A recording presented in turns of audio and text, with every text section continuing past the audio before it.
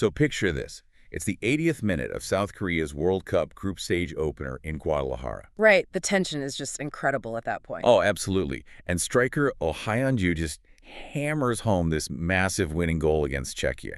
And he does it while running a 38-degree fever. Which is just, I mean, it's an insane human effort. Exactly. The 60,000 fans in the stands are just losing their minds, right? They're seeing pure, raw human grit.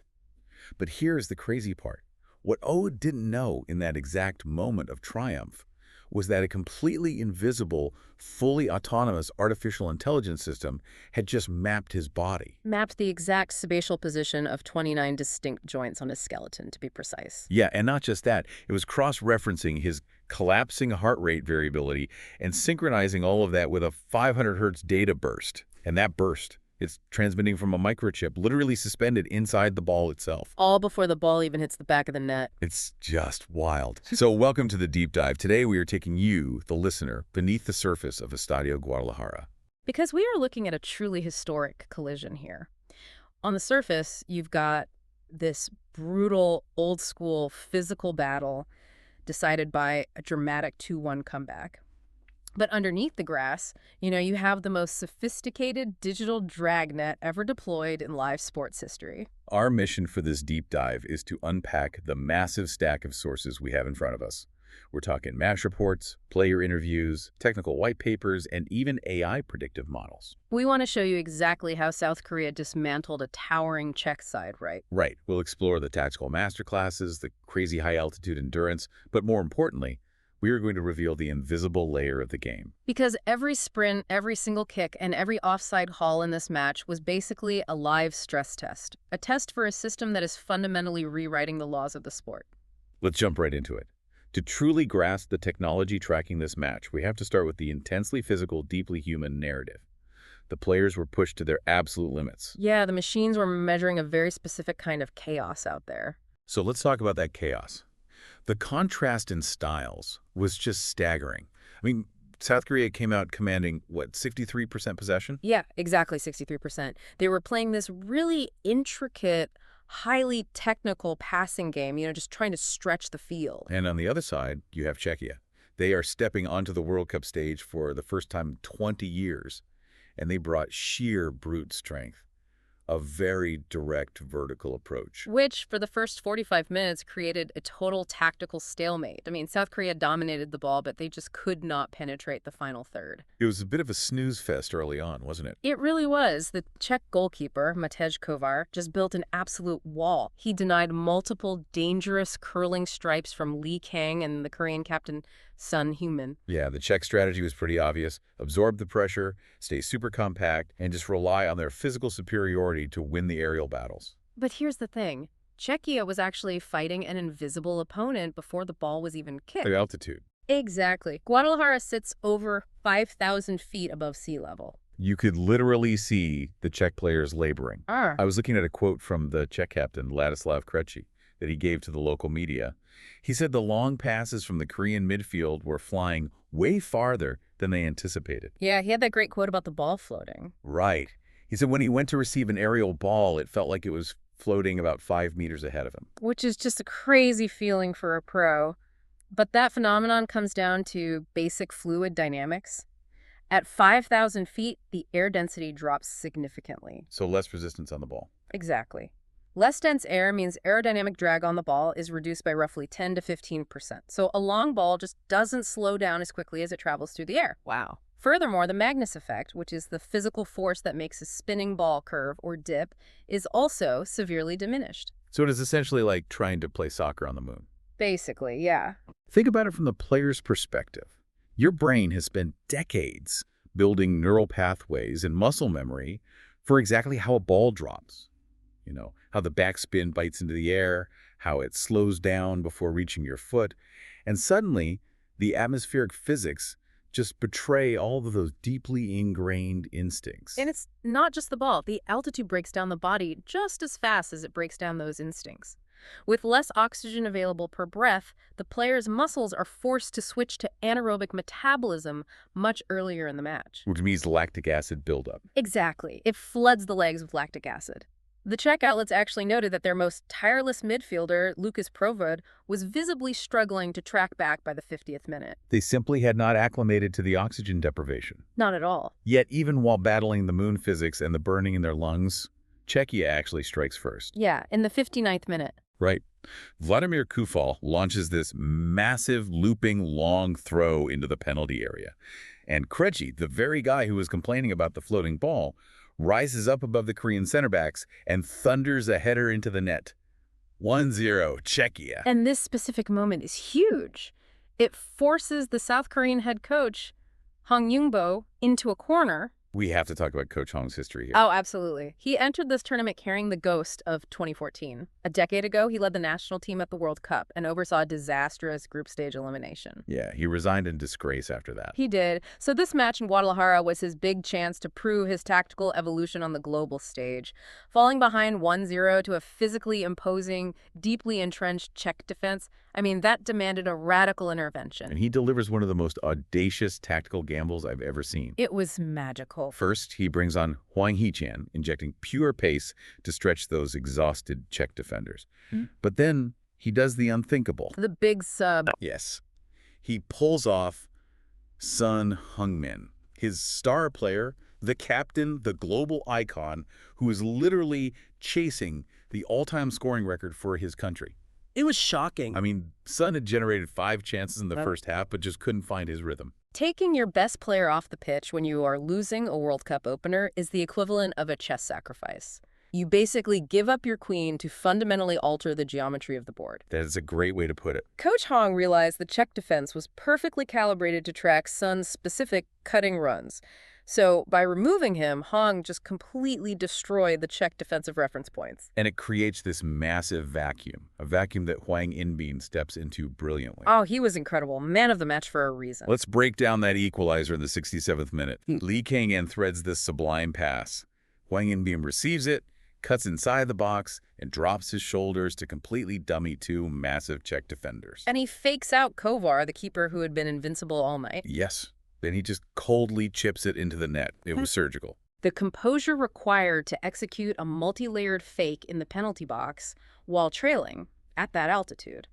It's just extraordinary. He essentially weaponized the Czech defenders' momentum against them. And he wasn't done. 13 minutes later, Hwang drove a low, piercing cross from the right flank to set up the game winner. Which brings us back to Oh Hyunju. Right. The man who scored that 80th minute winner while burning up with a 38-degree fever. He actually admitted to the press afterward that during the warm-ups, his vision was blurring. Wait, his vision was blurring? Yeah, it's wild. You have altitude sickness, a massive tactile deficit, a literal fever, and he still manages to find the net. It is a monumental human effort. It really is. But I want to pivot back to something we brought up earlier, Krejci's post-match complaint about the floating ball, because that opens the door to something entirely different. Yeah, the technology. Exactly. He blamed the altitude, but the altitude was only half the story. The ball itself is heavily modified. Yeah. So let's look at the official 2026 match ball, the Adidas Trianda.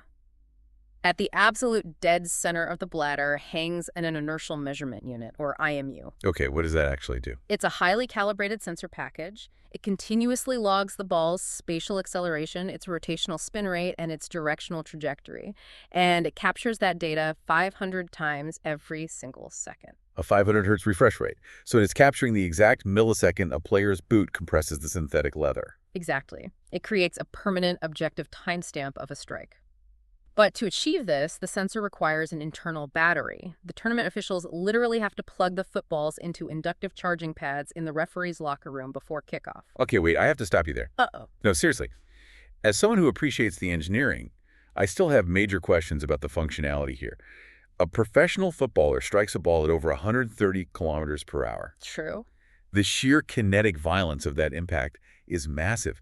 How does a delicate microchip and a lithium battery survive getting crushed by that? It's a fair question. And what happens if the ball gets punctured by a stud or waterlogged in a storm? Does the internal weight shift and ruin the trajectory? Does all that 500 hertz data just corrupt? Does plugging a football into a wall charger strip away the romance of the beautiful game for you? Well, let's address the engineering first, because those are the exact hurdles Adidas had to clear. The chip isn't just floating freely in there. It is suspended by a highly engineered tensegrity structure. A tensegrity structure. Yeah, it's essentially a web of tensioned Kevlar threads anchored to the inside of the outer casing. This suspension absorbs and dissipates the kinetic shock waves of a kick, protecting the silicon inside. Wow, okay. As for the weather, the sensor housing is entirely hermetically sealed. Even if the outer shell takes a puncture and the ball deflates on the pitch, the internal electronics remain isolated and the data packet is perfectly preserved in flash memory. So they've essentially built a black box flight recorder for a football. That is the perfect analogy, honestly. And as for the romance of the game, this digitization of physical reality isn't just happening to the ball.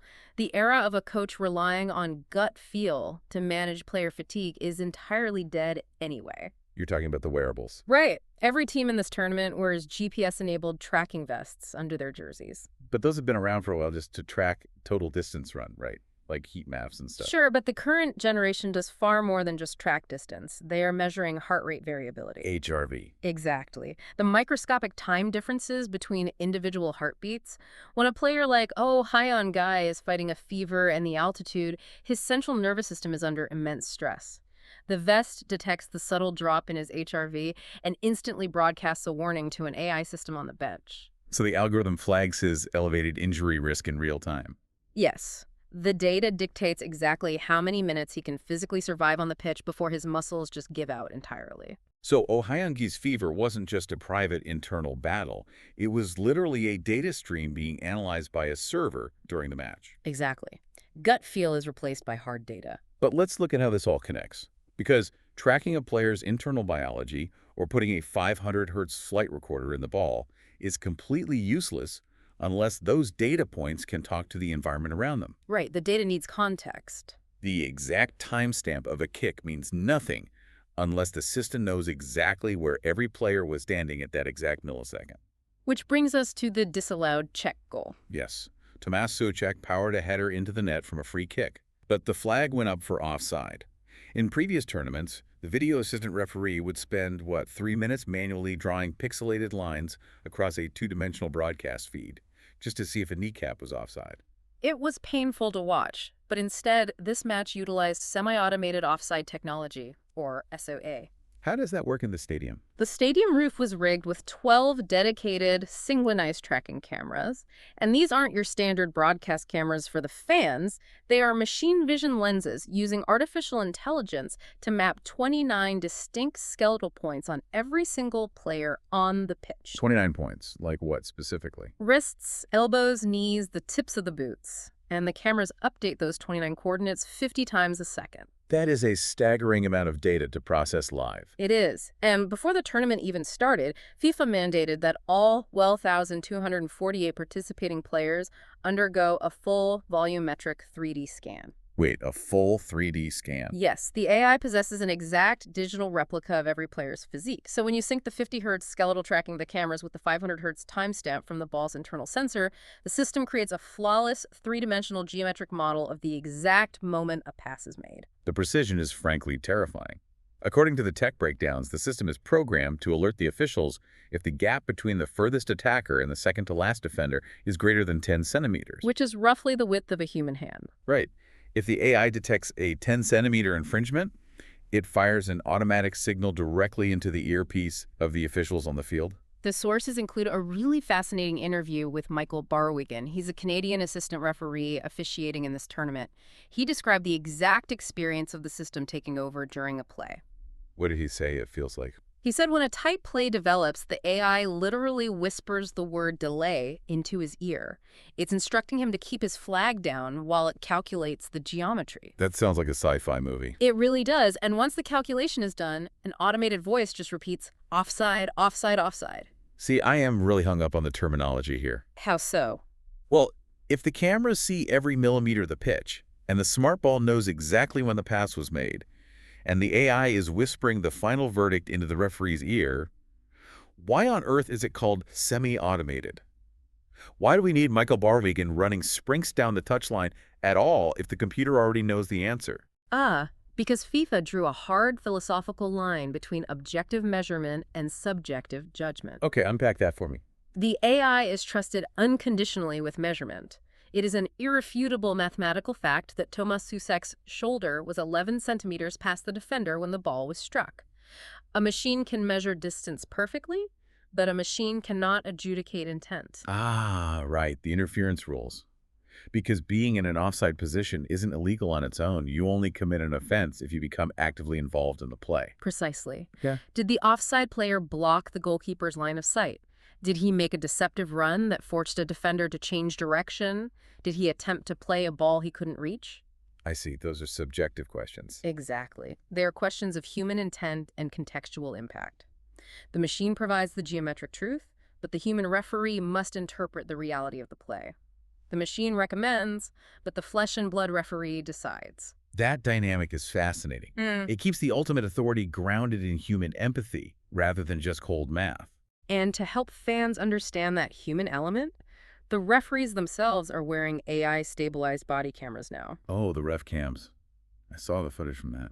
Yeah, the raw footage of a referee sprinting looks like a shaky action movie normally, but the onboard AI instantly crops and stabilizes the horizon line in real time, beaming a smooth first-person perspective straight to the broadcast. So fans can see exactly what the ref was looking at when they made the judgment call. It closes the loop between the official subjective view and the fans' understanding of the rule. That is brilliant.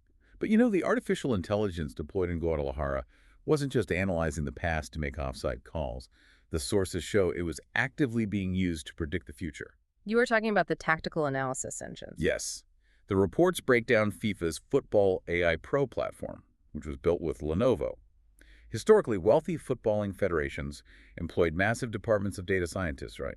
Just to manually code every pass, tackle, and run. And smaller nations had to rely on really basic video review. Exactly. But this new system democratizes computational power. It's a hybrid AI, meaning it combines rule-based expert systems, which understand the rigid laws of football, with deep learning neural networks that recognize fluid spatial patterns. The system ingests hundreds of millions of data points from those optical tracking cameras and the smart ball. And the interface is what really blew my mind.